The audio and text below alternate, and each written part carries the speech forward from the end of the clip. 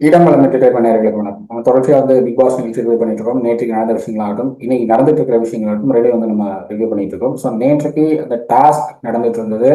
நீங்க அந்த டாஸ்க்லாம் முடிஞ்சு ஃபர்ஸ்ட் பர்ஃபார்மர் யாரு, பெஸ்ட் பர்ஃபார்மர் யார் அப்படிங்கிற ஒரு செலெக்ஷன் வரைக்கும் வந்துருச்சு அப்படிங்கிறத பார்க்க முடியுது. ஸோ ஃபர்ஸ்ட் பர்ஃபார்மரா சாண்ட்ரா திவ்யாலாம் தேர்ந்தெடுத்திருக்காங்க. அண்ட் அதுக்கப்புறம் அங்கே சில சண்டைகள்லாம் நடக்குது. விக்ரம் பிரஜின் கிட்டையும் சாண்ட்ரா கிட்டையும் வாண்டடா சில சண்டைகள்லாம் இருக்கிறத பார்க்க முடியுது. ஸோ இன்னைக்கு நடக்கிறது இதெல்லாம் நம்ம பேச போறோம். அண்ட் இதுக்கப்புறம் இதை விஜய் சேதுபதி எப்படி அட்ரஸ் பண்ண போறாரு அப்படிங்கிறத பத்தி நம்ம பேச போறோம். நான் உங்க ஹரிஷ் நம்ம கூட பத்தி நம்ம பேசுறதுக்கு அப்பயே அவங்க நினைச்சிருக்காங்க. வணக்கம். வணக்கம் ஹரிஷ்.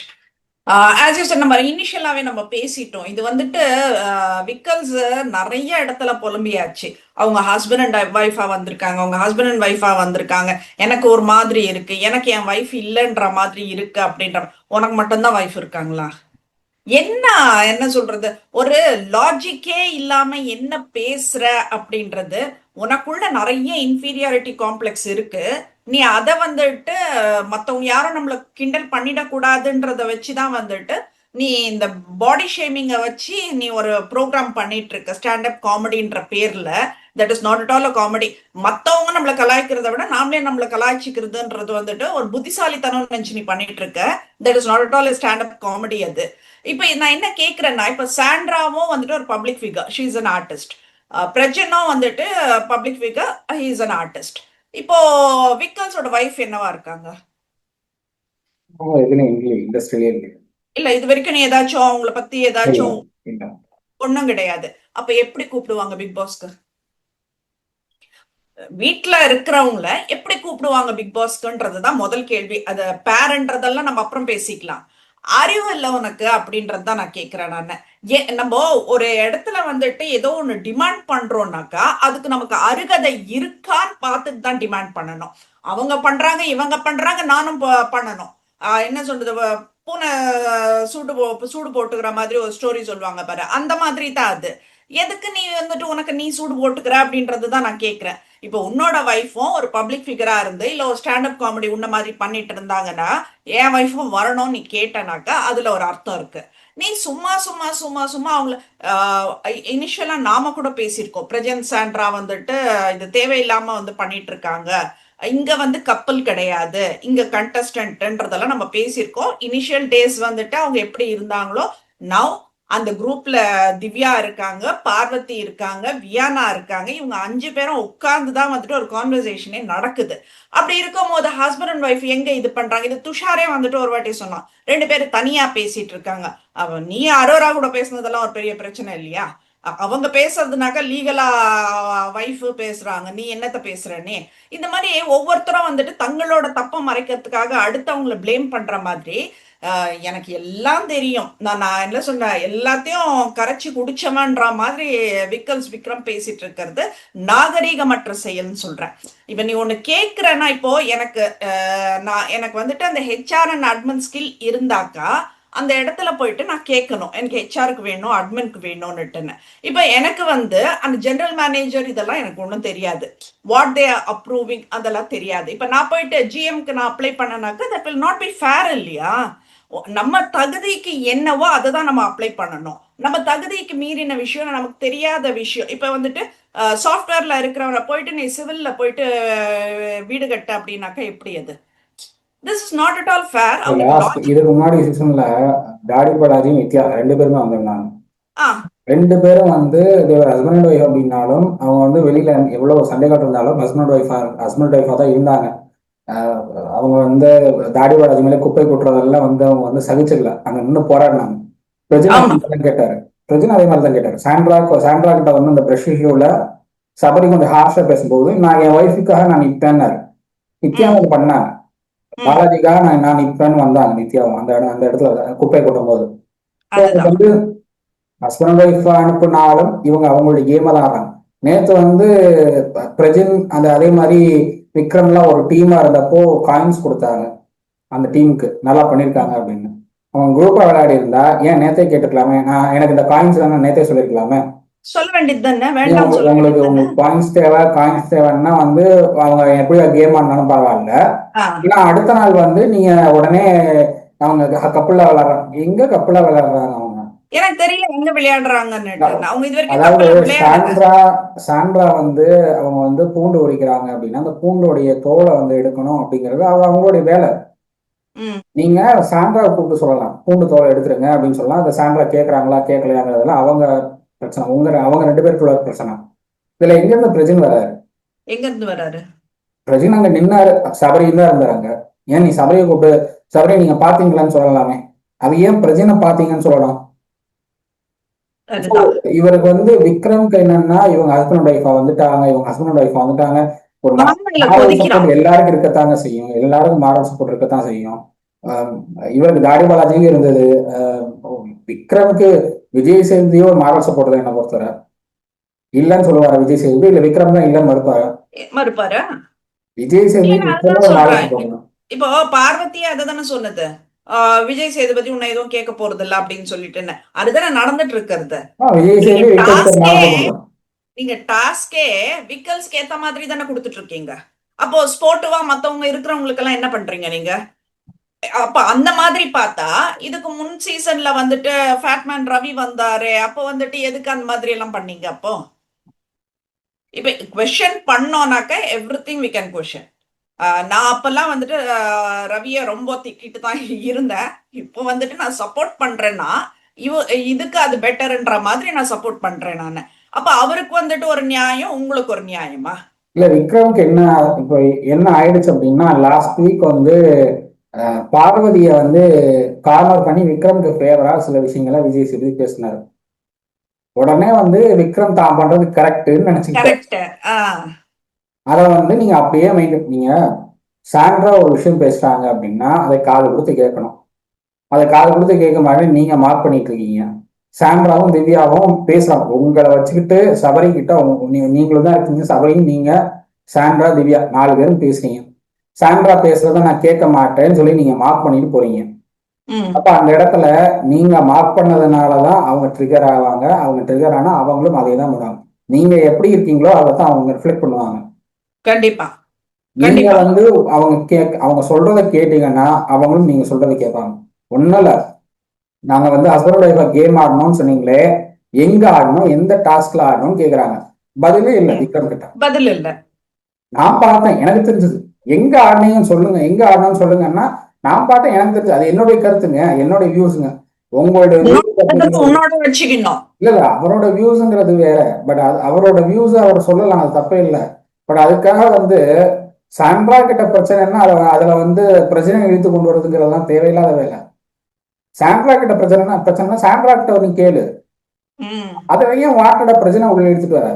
உனக்கு பூண்டு தோலை சாண்ட்ரா தான் போட்டாங்க, சாண்ட்ரா தான் எடுக்கணும், சாண்ட்ரா கூப்பிட்டு சொல்லு, பூண்டு தோல் போட்டிருக்கீங்க எடுங்க அப்படின்னு சொல்லு. பிரச்சனை கூப்பிட்டு அவங்க பூண்டு தோல் கீழே போட்டிருக்காங்க எடு.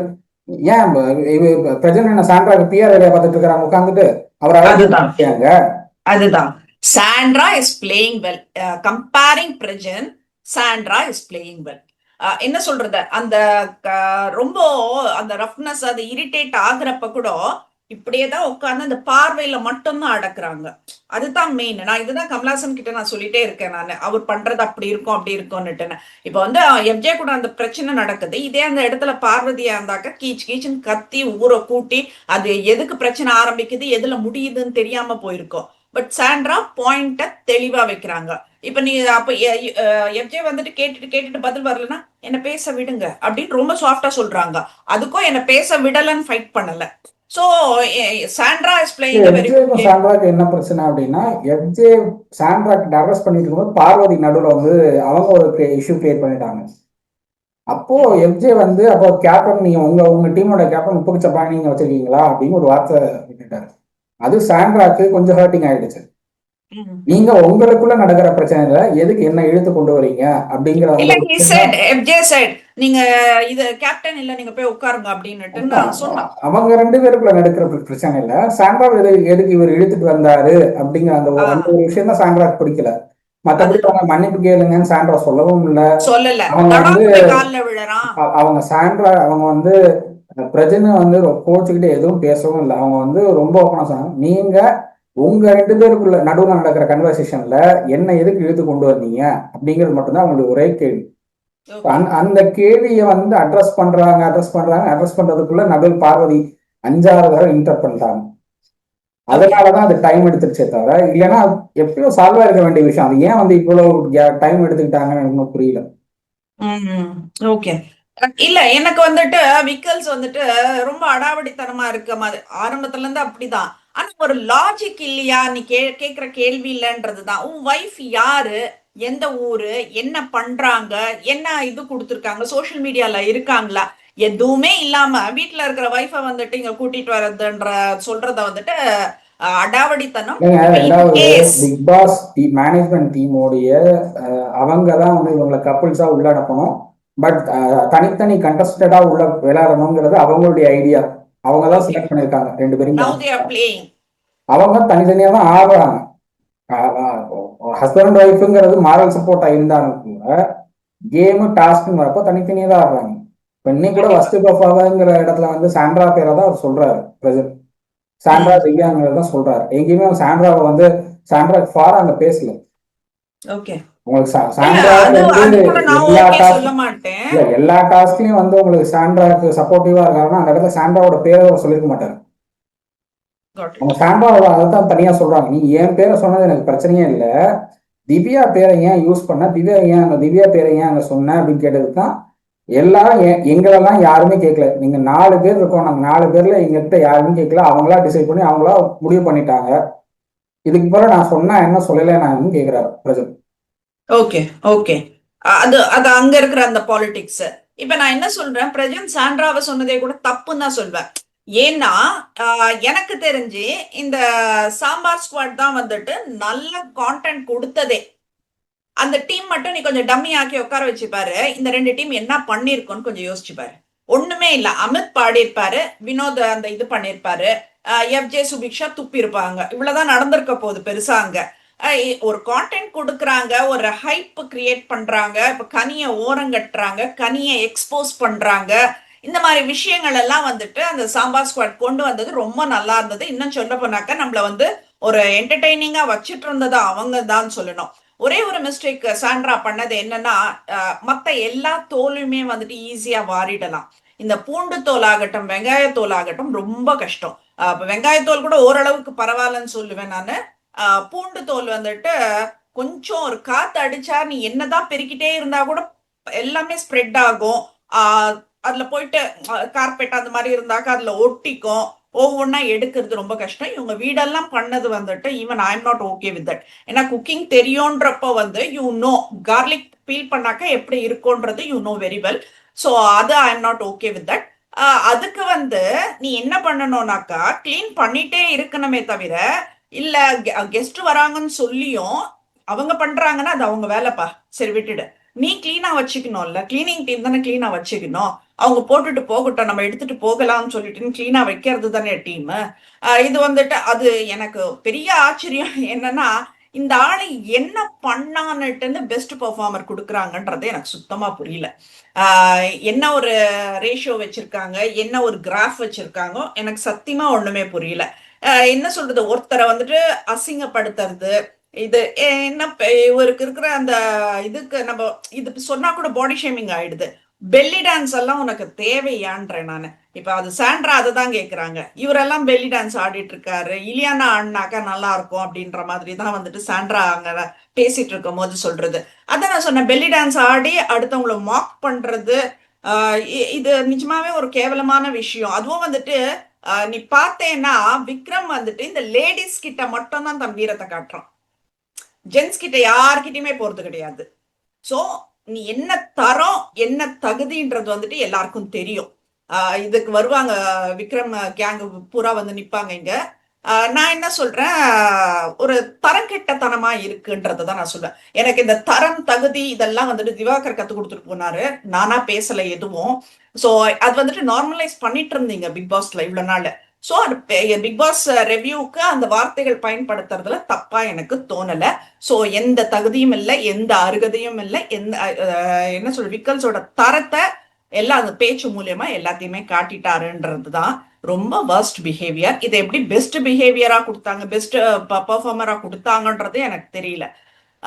அதர் திங் வந்துட்டு கனி கனி டிராமா, எப்பா சாமி. என்ன சொல்றது, அந்த கத்து அந்த கூச்சல் என்னால பார்த்துட்டு இருக்க முடியல. ஒருத்தர் வந்துட்டு தட்டு எடுத்துட்டு வந்து கேக்குறப்போ வந்துட்டு டிலே பண்ண என்னால முடியல, கொள்ளல. நான் திருப்பி திருப்பி அதை தான் ஒவ்வொரு தடவை அது சொல்றப்பவும் அவங்க வந்துட்டு இப்போ லாஸ்ட் வீக் விஜய் சேதுபதி வந்தப்போ அந்த இடியாப்பம் அந்த இது எல்லாம் சாம்பார் எல்லாம் வச்சு காட்டினாங்கல்ல. சோ அந்த மாதிரி நான் என்னன்றேன், ஒவ்வொரு தடவை இது வரப்போ ஸ்டோர் ரூம்ல கொஞ்சம் அந்த உப்பு போட்ட சாப்பாட்டை கொஞ்சம் காட்டணும் அப்படின்றதுதான். ஏன்னா அவங்க மறந்துடுறாங்க. அவங்க மறந்துட்டு நம்மள மறந்துடுவோம் நினைச்சிட்டு பண்ணிட்டு இருக்காங்கன்றதுதான். ஒவ்வொரு விஷயமும் அதை எவ்வளவு நாசம் பண்ணினாங்க, வேஸ்ட் பண்ணினாங்க, ஒருத்தர் சாப்பாட்டுல எப்படி கை வச்சாங்கன்றதெல்லாம் எல்லாரும் பார்த்த விஷயம். நீ வந்து சும்மா எங்க மதர் தெரசா ரேஞ்சுக்கெல்லாம் ஆக்டிங் கொடுக்காதன்றதுதான். ரொம்ப திரும்ப மறுபடியும் மறுபடியும் ஷீஸ் விச் அப்படின்றது தான் சொல்வேன். ப்ரொனவுன்சியேஷன் பார்த்துக்கோங்க, அப்புறம் ப்ராம்ப்ட் பண்றேன் இதுன்னு சொல்லிடாதீங்க. நான் விச்ன்றது தான் நான் சொல்றேன். நான் ஒவ்வொரு தடவையும் நீங்க வேற மாதிரி எல்லாம் எடுத்துக்காதீங்க அப்படின்றதையும் நான் தெளிவுபடுத்திக்கிறேன் நான். ஏன்னா I am not that cheap as Kani. Kani அளவுக்கு நான் தரங்கட்டவ இல்லை. So I won't use all those words அப்படின்றத நான் சொல்லிக்கிறேன் நான். அடுத்து அங்க நடந்தது வந்துட்டு ரம்யா ஜோ. ரம்யா ஜோ அப்படி என்ன சாதிச்சாங்கன்னு தெரியல. இப்ப என்ன பண்றாங்க, வீக்கெண்ட் வந்துருச்சு ஹரிஷ். கெமி ரம்யா ஜோக்கு வந்துட்டு நம்ம எங்க போயிடுவோமோன்ற பயம் வந்துட்டு அழுகையில ஸ்கோர் பண்றாங்க. அழுது சிம்பத்தி கிரியேட் பண்ணி அதை ஸ்கோர் பண்ணணும்னுட்டுன்னா பாக்குறாங்க. இது எந்த அளவுக்கு ஒர்க் ஆகும்னு தெரியல. இப்போ அந்த இதுல அபிஷியல் ஓட்டிங் எப்படி இருக்கு ஹரிஷ்? கெமியாவும் கெமியா அழுகுறதுனால எனக்கு தெரிஞ்சு அது ஒர்க் அவுட் ஆகும் அப்படின்னு தோணல. ஏன்னா எனக்கு தெரிஞ்சு அழுகிறதுனாலதான் வந்து மக்கள் ஓட்டு போட்டுருவாங்க அப்படின்னு நான் நம்பல. இப்போ வரைக்கும் ரம்யாவும் ரம்யா, சுபிக்ஷா, பிரஜன், அமித் இவங்க தான் லாஸ்ட் 4ல இருக்காங்க அப்படிங்கிறத பார்க்க முடியுது. ஸோ இந்த 4ல இந்த முறை ரம்யா போகணும் அப்படிங்கிறது தான் நான் எக்ஸ்பெக்ட் பண்றது. நீங்க ரம்யா தாண்டி வேற யாராவது வெளியே அனுப்புனீங்கன்னா அது எதுக்கு ரம்யா மறுபடியும் உள்ள வச்சுட்டு இருக்கீங்க எனக்கு புரியல. ஏன்னா சீசன் 3ல இப்படிதான் ஒருத்தர் உள்ள கொண்டீங்க, சரவணா விக்ரம்னு ஒருத்தர் உள்ள கொண்டீங்க. அந்த ஆள் ஒண்ணுமே பண்ணல. 80 நாள் வீட்டுக்குள்ளே இருந்து போயிட்டாங்க அந்த ஆளு.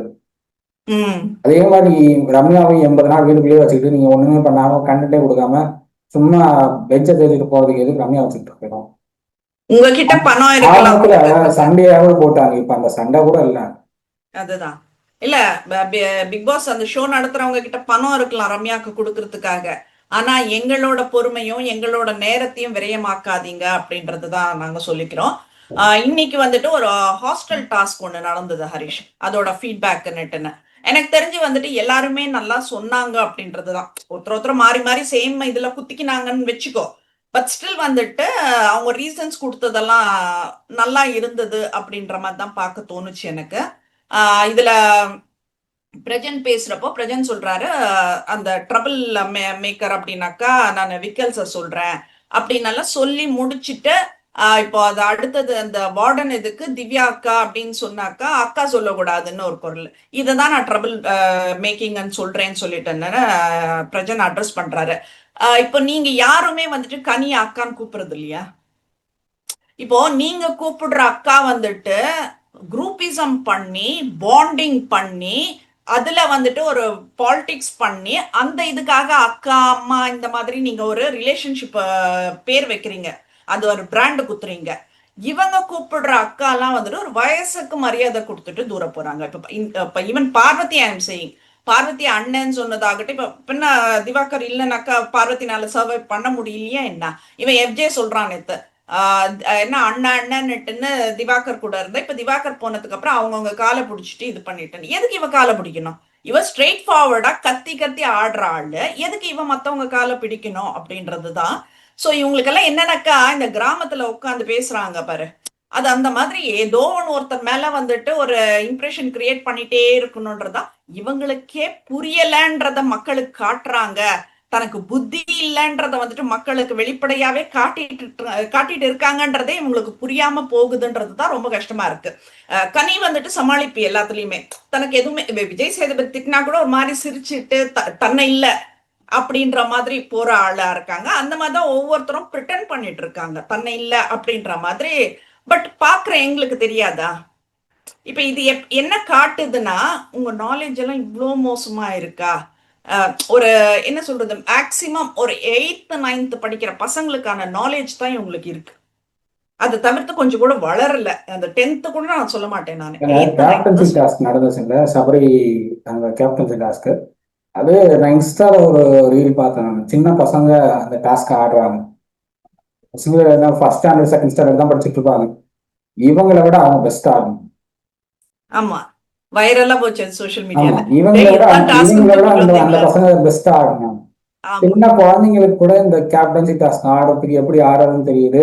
பிக் பாஸ் கொடுத்த ரூல்ஸை அப்படியே மெயின்டைன் பண்ணி ஆட தெரியுது அவங்களுக்கு. அதுதான். இவங்களுக்கு அந்த அது அந்த புரிதல் இல்லை அப்படிங்கிறத புரிஞ்சுக்க முடியுது. இப்படி புரிதல் இல்லாம நீங்க கேம் ஷோ ரன் பண்ணிட்டு இருந்தீங்கன்னா இது ஒர்க் அவுட் ஆகாது. And happy to welcome Kavin back அப்படின்றது தான். ரொம்ப சந்தோஷமா இருந்தது. கவின் மாஸ்க் ஃபிலிம் ஆமா. ப்ரொமோஷன் நினைக்கிறேன். ஸோ கவின் வந்துட்டு அங்க ஜென்யூனா வந்து பேசிட்டு போற ஆளு தான். ஸோ வி ஆர் எக்ஸ்பெக்டிங் அந்த வாய்ஸை கேட்கணும். அந்த என்ன சொல்றது, பிக் பாஸுக்கும் கவினுக்கும் இருக்கிற பாண்டிங்கை பார்க்கணும்னுட்டு ரொம்ப ஆவலா இருக்குன்றத சொன்னோம். நேத்திக்கு வந்துட்டு பூர்ணிமா வந்து போனதுக்கு அப்புறம் மாயா வந்து பூர்ணிமாக்கு விஷ் பண்ணி, ஏன்னா she will be very happy. இல்லை இப்போ பூர்ணிமா வந்துட்டு என்னோட எல்லோனா மாயா தான். அது மாயா வந்துட்டு நீ பண்றதெல்லாம் தப்பு, இது கரெக்ட் நினைச்சுக்காதன்னுட்டுன்னு ஒவ்வொரு தடவையும் இது பண்ணுவாங்கன்றத அந்த இதெல்லாம் வெளிப்படையா சொன்னது வந்துட்டு வாஸ் நைஸ். ஸோ மாயாவும் வந்துட்டு அதை அப்ரிஷியேட் பண்ணி அவங்களுக்கு ஒரு இது பண்ணது நல்லா இருந்தது.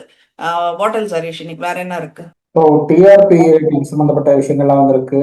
வீக் 44ல 4.88 இருந்துச்சு, இப்போ 4.07 ஆயிருக்கு. உங்களுக்கு டிஆர்பி ரேட்டிங் திடீர்னு ஏறிச்சு, நல்லா ஏறிட்டு இருந்தது. இப்போ அது வந்து அர்பன் ரோட்ல வந்து உங்களுக்கு 4.07 அப்படின்னு காட்டுது. அப்படிங்கிறப்போ இந்த ஷோ எங்க போயிட்டு இருக்கு அப்படிங்கிறத பார்க்கணும். ஏன்னா டிஆர்பி ரேட்டிங் இல்லாம ஒரு ஷோ ரன் பண்ண முடியாது. அது அதுல வந்து சேனலுக்கும் லாபம் இல்லை. அப்படிங்கிறப்போ ரேட்டிங் எப்படி டவுன் ஆகுது அப்படிங்கிறத பார்க்கணும். கண்டென்ட் கொடுக்க தெரியாம கொடுத்துட்டு இருக்காங்களோ அப்படின்னா நான் நினைக்கிறேன். அதனாலதான் ரேட்டிங் டவுன் ஆகும் அப்படின்னு தோணுது.